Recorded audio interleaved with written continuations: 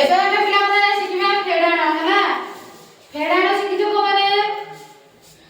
କିଏ କିଏ ପିଲାମାନେ ଫେଡାଣ ଶିଖିଛ? ହଉ ଏବେ ମୁଁ କହିବି ତମେ କହିବ ହେଲା।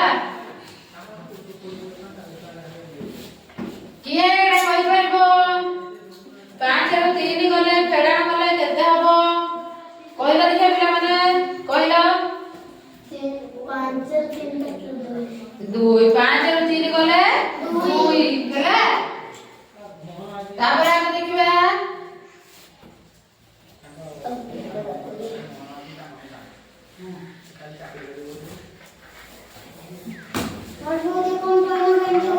ପାଟି କର ନା କହିଲା ଚଗଲା ତ ଏଇଟା କରିବୁ ଦେଖିଆ। ଆଇ ଏଇଟା କିଏ କରିପାରିବ? ଏ ଫେଡାଣ କରିପାରିବ? ଆସି କର ଦେଖିବା ଏ ଫେଡାଣଟା। ଆସି କର ଆସ। କରିପାରିବ ନା? କରିପାରିବ ନା? ପାରିବନି? ନେ ତମ କର।